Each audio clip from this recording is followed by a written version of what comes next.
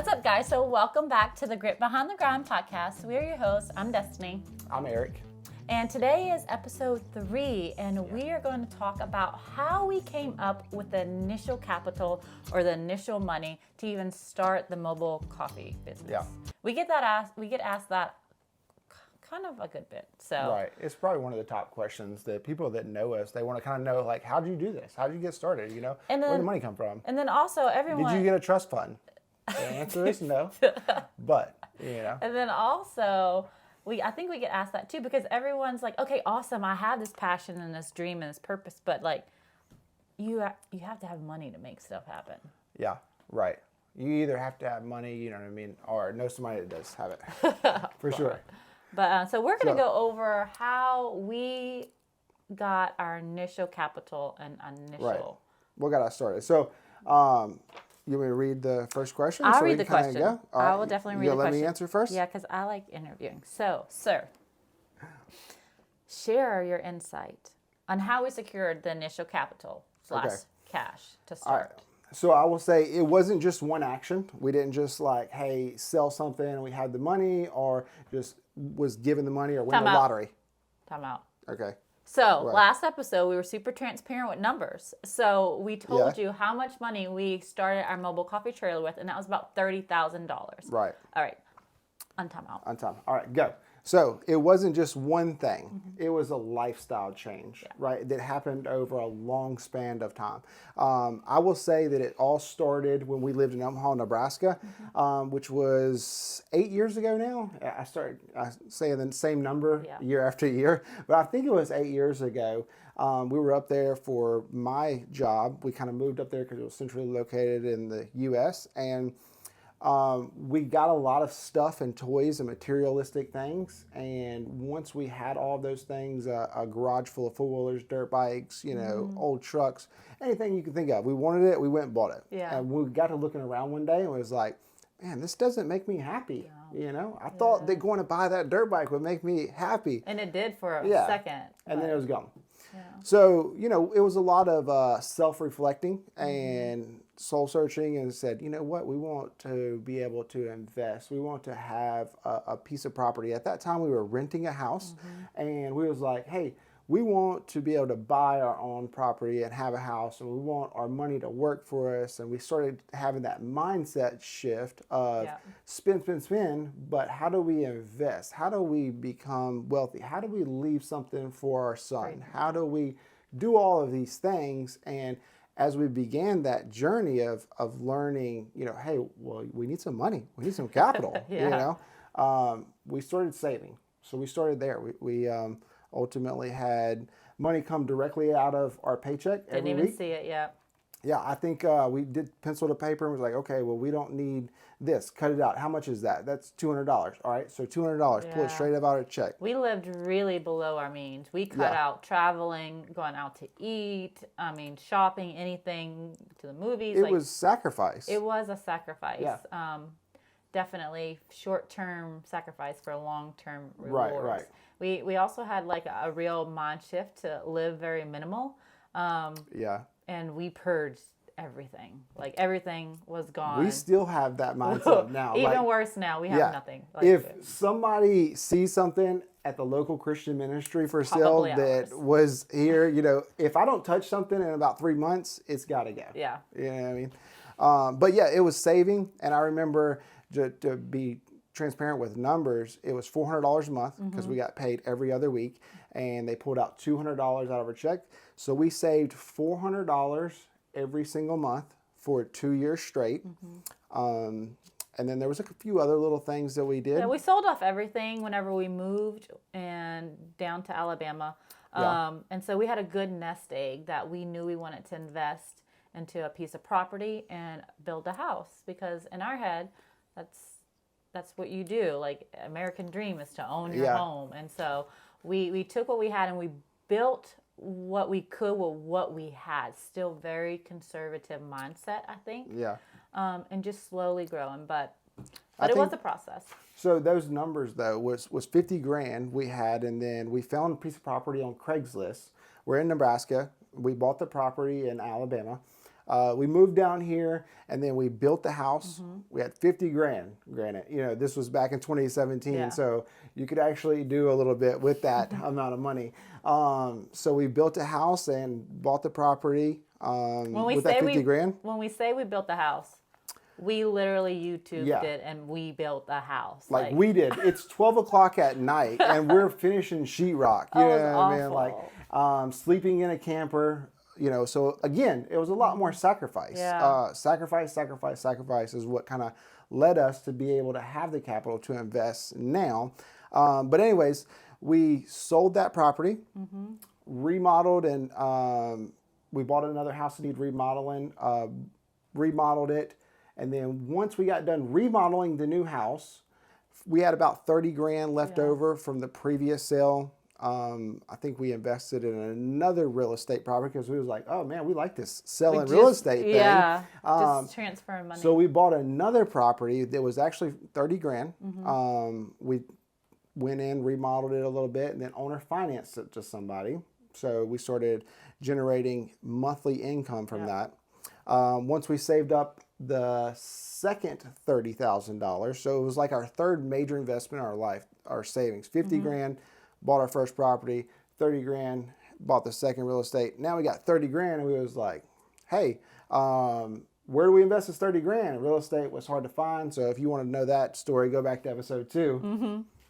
So that's kind of where we got it. But let's also talk about the other funding. Like if somebody's not in that situation and they have are looking for another way to get started, what are the things that we've learned along the way? Like how can they get funding? Yeah. So of course your local bank, and that goes back to those relationships that we keep harping about. Yes. But we love doing business with our local bank. They are so good to us. They will run numbers or go out of their way to meet us and sign paperwork. And so definitely reach out to them and start building that relationship, even if you don't even have your business license yet. Just pop in and say, hey, I'm thinking about doing this. Can you sit down with me for a second? Let's, talk about some situations that maybe you've experienced as a banker. What things do you need from me so I can start working on it? You don't have to have business plan, business license, health department ready to go before you go see the bank. Drop in and start making those relationships now, I think. Even if you don't bank with that bank and you got a local small community bank, you want to go see the people, the loan officers that sit in the rooms, not the people at the tellers normally. And like she said, you just kind of go and build that relationship. It is about who you know, what you know. And start cultivating those relationships. They will pay dividends, I promise you. Like she said, just kind of go and bounce the ideas off of them, throw them out. I'm like, hey, I'm looking to get into real estate, looking to start a mobile coffee trailer. What does that look like? How do I do that funding wise? Yeah, and they have a lot of really, really good insight that you as a novice don't have yet because they see it every day. Like they're like, no, don't do that deal. That's not the greatest. Which granted, it's always good to have a second opinion and do your own homework, but it is nice to have someone in a field that is like, I just did a loan for them a few weeks ago. Housing's hard to get. I think you do great, doing a multifamily or whatever. So they're really good about just sitting down, having a conversation, and just kind of piggybacking off of each other, I think. So banks, and you want to go see your loan officers, right? So you can do it that way. Another way is... A way that we have helped other people is being an investor. So if you flipped it the other way and you went out, or if you had family or friends that knew you had something, you were onto something like good, an idea, you can get them to invest into your business. Of course, go through your whole business plan, make sure you do your numbers right, because you don't want them to have to tie their cart to a dead horse. Is that what you always say? Yes. That was hard for me to say.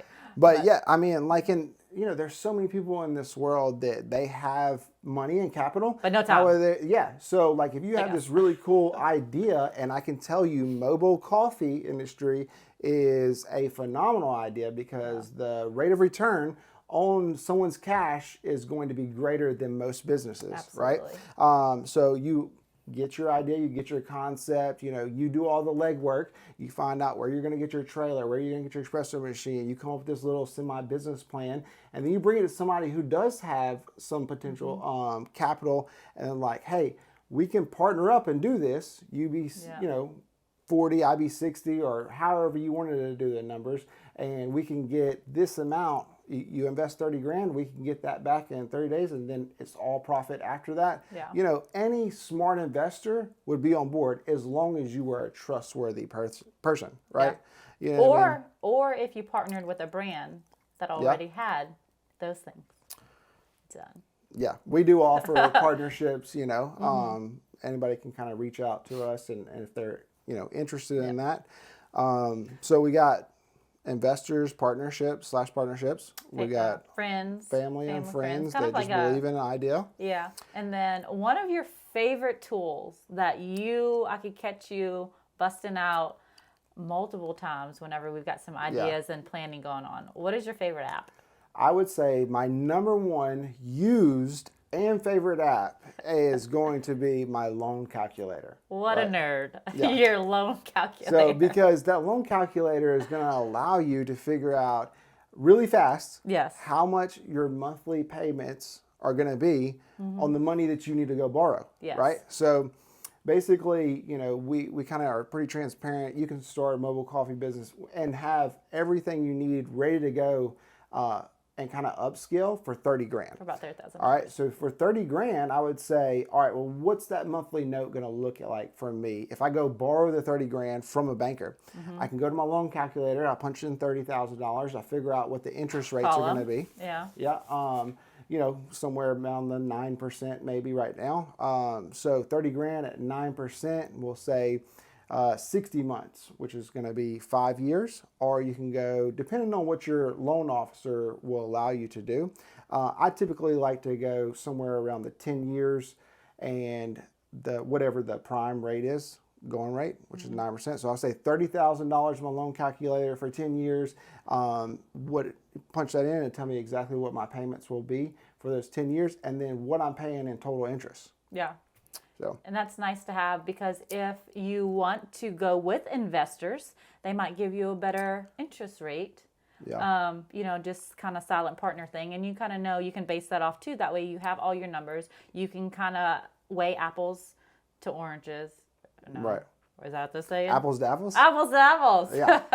So, but all the analogies today. I would say that the loan calculator is going to benefit any person that is looking to start getting into investing, running their own business, or whatever that looks like, because we use it so much. Yeah. Not just the coffee business, but we needed a new roaster the other day. There's so many different type of equipment loans, new trailer loans. I'm buying a real estate or a rental property or whatever that looks like. It's just nice to have too, so that way you can figure out and calculate how fast you might get an ROI. Yeah. Too. You have those numbers in front of you. Right.